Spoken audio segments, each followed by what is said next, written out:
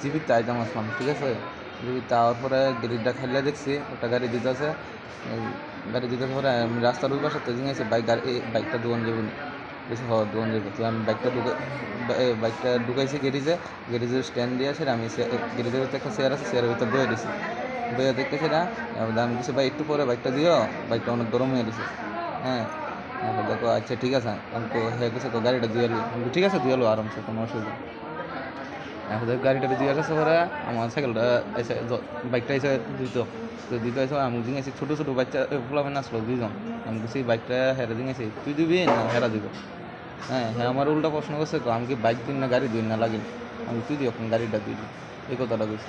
কিছু করে বেস্তি কথা তুই কইস না কেন, আমি কি তোর লগে আমি বেস্তি কথা কইছি না। ওই ছেলেটা কি দোকানের স্টাফ? হ্যাঁ শুনিস মালিক। হ্যাঁ মোটামুটি করে হ্যাঁ দেয়া আমার হ্যাঁ এই কথা জিঙাইছে রে। হ্যাঁ আমার কিতা আছে, ও তুই বেশি অনেকক্ষণ ধরে ফেরফেরি কথা হয়, আমি তোর লগে তো জাস্ট দূরে জিঙাইছি আমি, এই বাইকটা তুই দিবি না হেরা দিবি, দূরে গেছি। হ্যাঁ হ্যাঁ আমার বুকে একটা ধাক্কা দিছে, আমিও হালকা করে একটা ধাক্কা দিছি।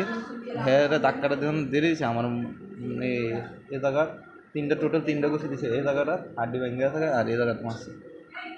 বাসায় ওদের মুখে দিয়ে কলকলে রক্ত বেরিতেছে। আমার বড় ভাই এরকম কিছু করে, হ্যাঁ আমার ডাইরেক্ট কোন বাবা আছে বাবার দেয়। আমি কিছু দেখ তুই অনুকূলম কথা খারাপ করে মুখ দিয়ে রক্ত হইতেছে আমার।